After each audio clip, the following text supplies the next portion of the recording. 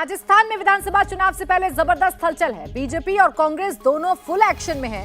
सबसे पहले बीजेपी से आ रही एक खबर आपको बता देते हैं। बीजेपी अध्यक्ष जेपी नड्डा और कानून मंत्री अर्जुन मेघवाल की मुलाकात पर एक बड़ी खबर आ रही है।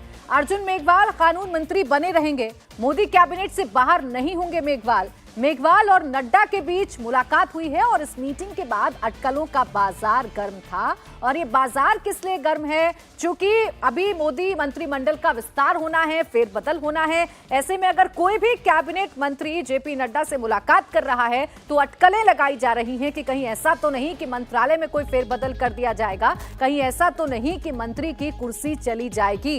लेकिन अर्जुन मेघवाल अगर जेपी नड्डा से मिले हैं तो उसके पीछे का मकसद क्या है, उसके पीछे क्या बातचीत हुई है, ये हम आइए आपको बता देते हैं। देखिए, अटकलें तो यही थी कि मेघवाल का मंत्रालय बदला जा सकता है, लेकिन सच्चाई ये है चूंकि यूसीसी का मुद्दा चल रहा है, यूसीसी पर सुझाव मांगे जा रही हैं, तो ऐसे में जेपी नड्डा को यूसीसी पर मेघवाल की तरफ से ब्रीफ किया गया है। बताया गया है कि यूसीसी पर अभी तक काम कहां तक चला है, कितना विरोध यूसीसी का हुआ है, क्या क्या सजेशंस अभी तक यूसीसी पर आए हैं। हालांकि इस बीच देखिए, उत्तराखंड में बहुत जल्दी लागू हो जाएगा। किरण रिजिजू की अगर मुलाकात हुई है तो ये कहा जा रहा था कि एक बार फिर से किरण रिजिजू का मंत्रालय जो है वो बदला जा सकता है। लेकिन फिलहाल जो बैठक जेपी नड्डा से हुई है उसमें बात नॉर्थ ईस्ट को लेकर हुई है, क्योंकि यूसीसी में एक सुझाव ये दिया गया था कि नॉर्थ ईस्ट को इससे अलग रखा जाए, खासकर जो आदिवासी हैं नॉर्थ ईस्ट के उसको यूसीसी से अलग रखा जाए। तो ये जानकारियां किरण रिजिजू की तरफ से जेपी नड्डा के सामने रखी गई हैं, इस पर चर्चा हुई है। देवेंद्र, मैं आपके पास आ रही हूं। सबसे पहले अगर हम अर्जुन मेघवाल की बात करें, राजस्थान में चुनाव भी हैं, जोड़कर देखा जा रहा था उनकी इस मुलाकात को। क्या हुई बातचीत जेपी नड्डा और मेघवाल के बीच में? और राजस्थान के दलित नेता हैं और हाल के दिनों में आपने देखा कि किस प्रकार से कानून मंत्रालय की जिम्मेदारी देकर उनका एलिवेशन किया गया है। तो ऐसे में उनके पर कतरने या उनके साथ कुछ और होने की तो बात ही नहीं थी। बड़ी समस्या पार्टी के लिए ये थी, पार्टी के राष्ट्रीय अध्यक्ष जेपी नड्डा के लिए, कि यूसीसी का मसला जिस तरह से चल रहा है, ऐसा ना हो कि नेता अलग अलग बयानबाजी करते रहें। और आपने देखा होगा कि पिछले कुछ दिनों में बहुत सारी बयानबाजियाँ हुई हैं बीजेपी नेताओं की तरफ से भी। ऐसे में देश के कानून मंत्री के तौर पर अर्जुन मेघवाल ने पार्टी के राष्ट्रीय अध्यक्ष को ब्रीफ किया कि यूसीसी पे अभी क्या स्थिति है, केंद्र सरकार की क्या पोजिशनिंग है। जाहिर तौर पे पार्टी के राष्ट्रीय अध्यक्ष जेपी नड्डा ने उसी मैसेज को फिर नीचे तक स्प्रेड किया है, ताकि पार्टी के सभी नेता यूसीसी पर केंद्र सरकार के पोजीशन को समझें और वही बोलें जो कि फैक्चुअली करेक्ट हो, और उतना ही बोलें जितना ज़रूरी हो। तो उस लिहाज से वो बैठक थी। दूसरी तरफ किरण रिजिजू, हम यूसीसी को लेकर देख रहे हैं कि नॉर्थ ईस्ट में एक अलग मसला होगा, दूसरा मणिपुर का वहाँ पर मसला है। तो ऐसे में किरण रिजिजू ने भी जो ग्राउंड सिचुएशन है उसके बारे में पार्टी के राष्ट्रीय अध्यक्ष को ब्रीफ किया। लेकिन क्योंकि जैसे कि हम लोग बार बार इस बात को कह रहे हैं कि कैबिनेट एक्सपेंशन को लेकर बहुत ज़्यादा चर्चाएं चल रही है, उसमें कोई भी मुलाकात ऐसी होती है तो सीधे उसी रूप में जुड़ जाता है। जैसे कल मनसुख मांडविया बीजेपी के राष्ट्रीय अध्यक्ष जेपी नड्डा से मिले हैं, हालांकि पार्टी के राष्ट्रीय मुख्यालय में वो नहीं मिले हैं, लेकिन ऐसे में इस समय की कोई भी मुलाकात सीधे सीधे उसी प्रकार के शिगुफे को जन्म देती है और कई बार वो गलत होता है। जी प्राची। बिल्कुल, देखिए, और अब इसी सिलसिले में यूसीसी पर चर्चा हो रही है, और यूसीसी पर चर्चा हो रही है तो अर्जुन मेघवाल जेपी नड्डा से मिले हैं और बातचीत की गई है। विनोद जी, अगर हम यूसीसी की बात करें तो इसको लेकर अटकलों का बाजार गर्म है, अलग अलग राय, अलग अलग अफवाह इसके बारे में फैलाई जा रही है। ऐसे में क्या बीजेपी ये सुनिश्चित करना चाहती है कि अगर वो यूसीसी पर बात कर रहे हैं या वो यूसीसी लेकर आना चाह रहे हैं तो एक राय हो, चाहे कोई कुछ भी बोले लेकिन नेता एक ही बात बोले? देखिए, सबसे पहले तो अफवाहें फैलाने का कोई आधार इसलिए नहीं है और न फैलाई जानी चाहिए कि अभी तक यूसीसी का कोई ड्राफ्ट जनता के बीच में या सार्वजनिक उसमें आया नहीं है। अभी तो विधि आयोग ने सिर्फ सुझाव मांगे हैं जो कि 13 जुलाई तक दिए जाएंगे और 20 लाख से ज़्यादा सुझाव पहुंच चुके हैं। पार्टी की चिंता ये है कि देखिए, पार्टी के अंदर, भारतीय जनता पार्टी के अंदर तो इसको लेके बहुत ज़्यादा दिक्कत नहीं होनी चाहिए थी, क्योंकि जो मूलतः जनसंघ के ज़माने से उनका मुद्दा है। लेकिन जो नॉर्थ ईस्ट के नेता हैं, जो ट्राइबल नेता हैं, जो लोग पार्टी में बाद में जुड़े हैं, उनके अंदर एक भ्रम जरूर है और इसलिए उस भ्रम को दूर करने की जिम्मेदारी पार्टी अध्यक्ष की है। और शायद इसीलिए किरण रिजिजू और अर्जुन मेघवाल इनको बुलाया गया और बात की गई। और चूँकि किरण रिजिजू अरुणाचल से आते हैं, नॉर्थ ईस्ट के जिम्मेदार नेता हैं, गृह राज्य मंत्री रहे हैं, तो उनको जरूर ब्रीफ किया गया कि सबसे बड़े जो विरोध के स्वर आ रहे हैं वो पूर्वोत्तर से आ रहे हैं। नागालैंड में जो सहयोगी एनडीपीपी है उसने विरोध किया है, मेघालय के मुख्यमंत्री कोना संगमा ने आपत्ति ऐतराज़ जाहिर किया है। तो इसलिए भारतीय जनता पार्टी चाहती है कि इन सारे ऐतराज़ों को, सारी आपत्तियों को उनके भ्रम को या उनके अंदर कोई एतराज हो दूर किया जाए, और शायद ये जिम्मेदारी किरण रिजिजू को दी गई होगी, कोई इनसे बात करें। और मुझे लगता है नड्डा जी ने इसीलिए उनको बुला के ब्रीफ किया होगा, क्योंकि ये पार्टी के लिए एक बड़ा मुद्दा है। अर्जुन मेघवाल के साथ राजस्थान पर भी चर्चा हुई होगी, क्योंकि राजस्थान के दलित नेता हैं, अच्छे जिम्मेदार नेता हैं वो, और कानून मंत्री भी है, तो जाहिर है यूसीसी पे भी बात हो सकती है। मुख्य बात यह है कि राजस्थान भारतीय जनता पार्टी के लिए एक, जो 4 राज्यों के चुनाव 5 राज्यों के होने हैं, उनमें सबसे ज़्यादा अगर उम्मीद परस्त वो किसी राज्य में है भाजपा, तो राजस्थान में है। और इसलिए राजस्थान को लेकर के पार्टी बहुत जिम्मेदारी के साथ अपने कदम उठा रही है। उसको वसुंधरा राजे को भी मैनेज करना है, वसुंधरा विरोधी जो गुट है सतीश पूनिया और उनका सबका, उनको भी मैनेज करना है। और इसके लिए भी अर्जुन मेघवाल जैसा व्यक्ति शायद, जो चूंकि सबको साथ लेके चलने वाले हैं, उनको भी कोई जिम्मेदारी दी जा सकती है, या उनको कई जिम्मेदारियां ऐसी होती हैं जो घोषित नहीं होती हैं। कई बार केंद्रीय मंत्री तो हैं ही, तो इसलिए भी उनसे मिलना जरूर में उनसे बात हुई होगी। मंत्रिमंडल में इन दोनों को लेकर के कोई फेरबदल होगा, मुझे इसकी जरा भी इसकी जो है गुंजाइश नहीं लगती, क्योंकि इनके विभाग बदले जा चुके हैं। पहले ही किरण रिजिजू को विधि मंत्रालय से हटा के अर्जुन मेघवाल बुलाया गया है, तो वो अब उसमें कोई बहुत ज़्यादा परिवर्तन की गुंजाइश नहीं है।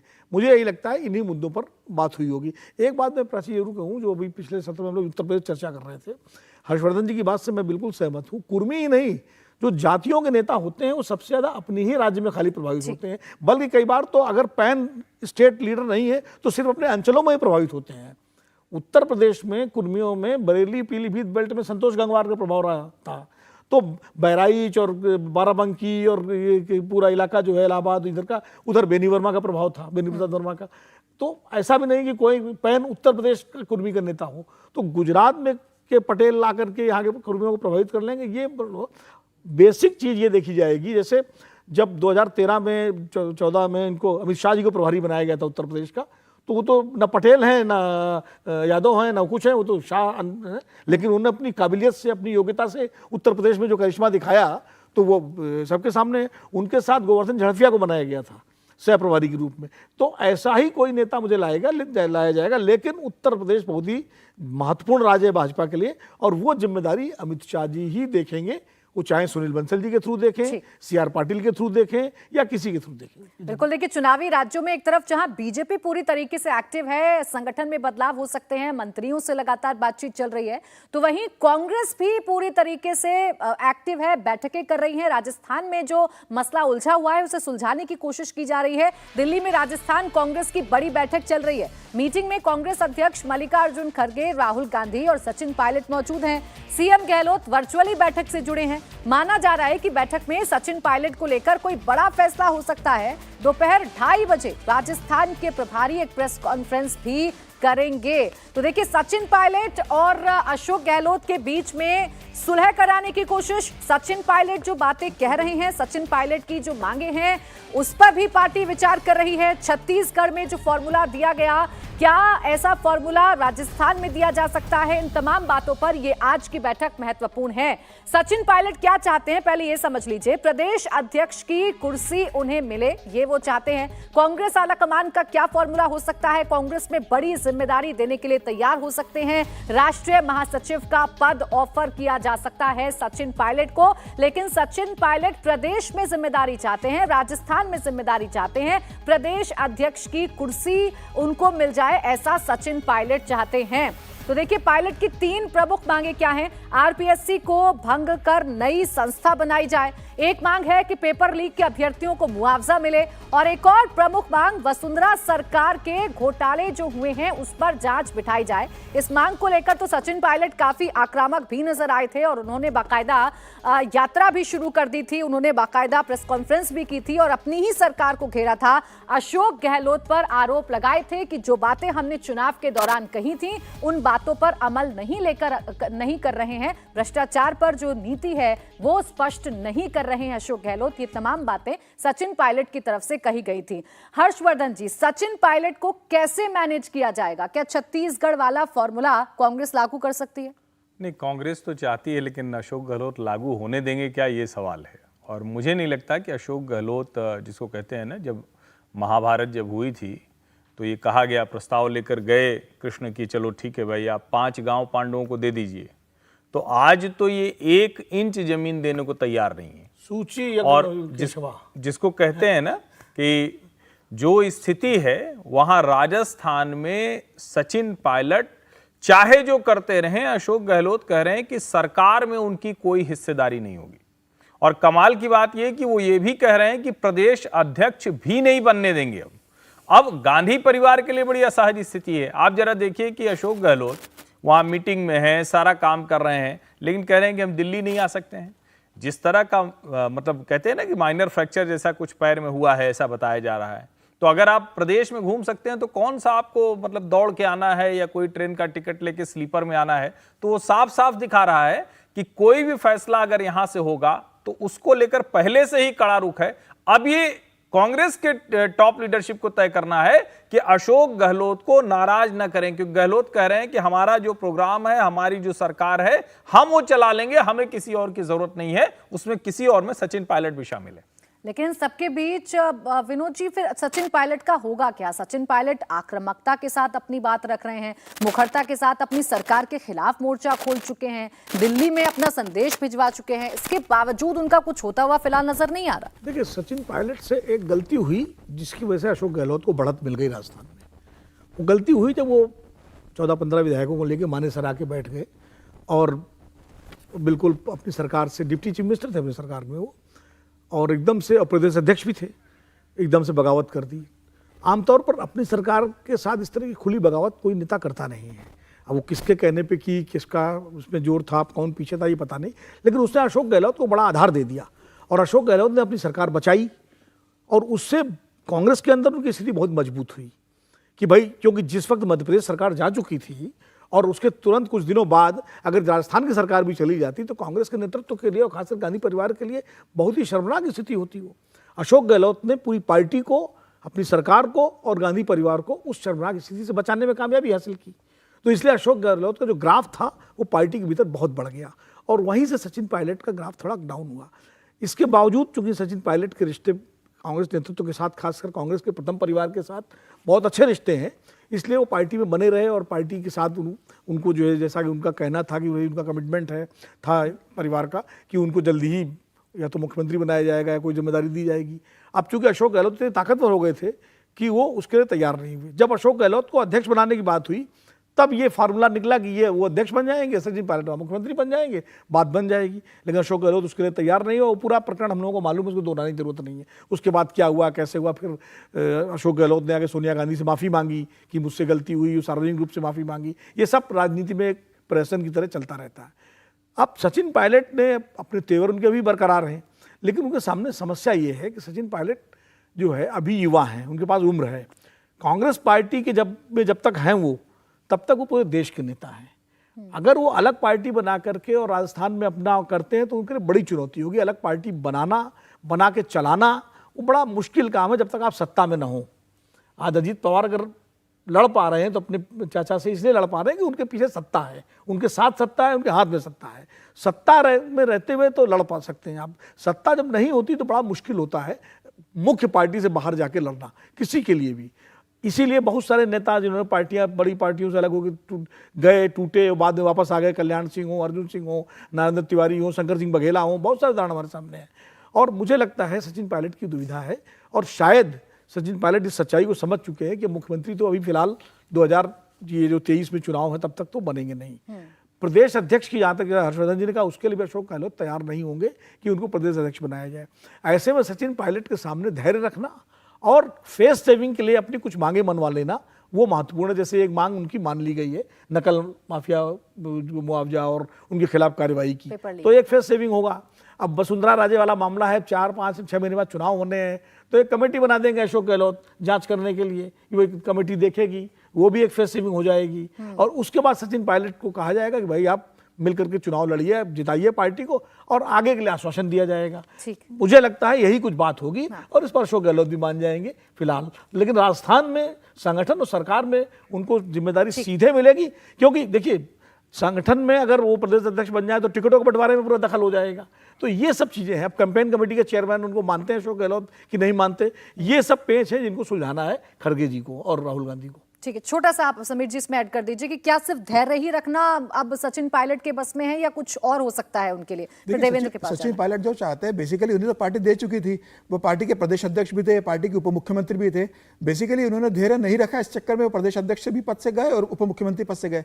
लेकिन देखिए, सचिन पायलट को राजस्थान की राजनीति में किसी भी स्थिति में खारिज नहीं किया जा सकता। वो गुर्जरों के बड़े नेता है आज की तारीख में, और राजस्थान में गुर्जरों का एक बड़ा वोट बैंक है। आप देखिए 2018 के चुनाव में जब विधानसभा चुनाव हुए तो सचिन पायलट प्रदेश अध्यक्ष थे, और गुर्जरों ने एक तरफा यह मानकर कांग्रेस को वोट दिया था कि सचिन पायलट मुख्यमंत्री बनेंगे। भारतीय जनता पार्टी का सुपड़ा साफ हो गया था राजस्थान में गुर्जरों की सीटों के ऊपर, और एक तरफा कांग्रेस को सीटें मिली थी। लेकिन अब जिस स्थिति में सचिन पायलट के साथ कांग्रेस का व्यवहार रहा है, तो मुझे ऐसा लग रहा है कि गुर्जर बहुत ज्यादा इस समय नाराज है। और आप देखिए, प्रधानमंत्री मोदी जब अभी पिछले टाइम दौसा गए थे रैली करने, तो उन्होंने भी अपने भाषण के अंदर ये बहुत स्पष्ट संदेश गुर्जरों को दिया था कि भाई सचिन पायलट के साथ पार्टी ने किस तरह का व्यवहार किया। तो मुझे ऐसा लग रहा है कि गुर्जर वोट कांग्रेस को छोड़ना नहीं है और सचिन पायलट को पद भी नहीं देना। तो बिना सचिन पायलट को बड़ी जिम्मेदारी दिए गुर्जर कांग्रेस के साथ इस बार जुड़ेंगे नहीं। हालांकि सचिन पायलट की दूसरी पार्टी बनाए, इसकी संभावना राजस्थान में फिलहाल मुझे नजर नहीं आती, कि अब समय भी बहुत ज्यादा कम है। और ऐसी स्थिति में मुझे ऐसा लगता है कि सचिन पायलट को आखिरकार प्रदेश अध्यक्ष बना दिया जाएगा। लेकिन एक बात और, एक लाइन में और जोड़ देता हूं कि राजस्थान की राजनीति में आप देखिए 1998 से कोई भी सरकार रिपीट नहीं हुई है। जैसे हिमाचल प्रदेश को लगता है कि राज और रिवाज का जो सिस्टम है, तो राजस्थान में भी 98 के बाद किसी सरकार ने दूसरी बार रिपीट नहीं किया। तो भारतीय जनता पार्टी को यही उम्मीद है कि जो 98 से रिवाज चल रहा है, भारतीय जनता पार्टी का चूंकि आपने जिक्र किया है, तो देवेंद्र मेरे साथ जुड़े हुए हैं। देवेंद्र, कांग्रेस तो मंथन कर रही है, जो पेंच फंसा हुआ है उसे खोलने की कोशिश कर रही है, उसे सुलझाने की कोशिश कर रही है, लेकिन भारतीय जनता पार्टी किस तरीके से तैयारी कर रही है राजस्थान में? और इसमें दो चीज़ें, एक तो कांग्रेस के अंदर जो खींचतान चल रही है उसमें बीजेपी के नज़रिए से देखें तो बीजेपी को इंतज़ार है कि या तो ये सिर्फ फुटबॉल और ज़्यादा बढ़े और स्थिति ऐसी आ जाए कि सचिन पायलट बीजेपी के खेमे की तरफ आने के लिए एक बार फिर से ललायित हो। एक बार फिर से मैं इस लिहाज से कह रहा हूँ कि पहले ऐसी कोशिश उनकी तरफ से हो चुकी है और कोई ऐसा डिफरेंसेस नहीं है बीजेपी को लेने के हिसाब से। अगर बीजेपी में फिर से वो अप्रोच करते हैं तो बीजेपी लेने से उन्हें परहेज नहीं करेगी। उस लिहाज से अगले 1-2 महीने बहुत इंपॉर्टेंट रहेंगे। दूसरी तरफ बीजेपी के अपने कुनबे की बात करें तो अपना कुनबा निश्चित तौर पे बीजेपी की कोशिश ये है कि पूरे अभियान को इस रूप में लेकर चला जाए कि पार्टी एकजुट नजर आए और जो फेस हो वो नरेंद्र मोदी के चेहरे पे ही जाया जाए, ना कि प्रदेश के किसी नेता वसुंधरा राजे सहित किसी और नेता के चेहरे के तौर पे चुनाव में ना जाया जाए। और वहाँ पर एक चैलेंज ज़रूर ये रहेगा कि कैसे वसुंधरा राजे को पार्टी इस रूप में संतुष्ट रखेगी कि वो पूरी सक्रियता के साथ चुनाव लड़ें।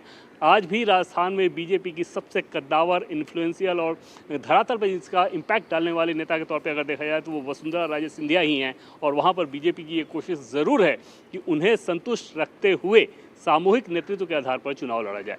जी प्राची, बिल्कुल। देखिए, दोनों तरफ से तैयारी चल रही है। एक तरफ जहां सचिन पायलट और अशोक गहलोत के बीच में जो उलझन है उसे सुलझाने की कोशिश कांग्रेस कर रही है, तो वहीं राजस्थान में भारतीय जनता पार्टी भी अपनी तैयारी कर रही है। निगाहें पड़ोसी के घर पर भी बनी हुई हैं, अपने घर में जो खींचतान है उसे भी सुलझाने की कोशिश भारतीय जनता पार्टी की तरफ से की जा रही है। इंडिया टीवी हर वक्त हर जगह डाउनलोड करने के लिए सर्च करें India TV news Google play store या ऐप स्टोर पर।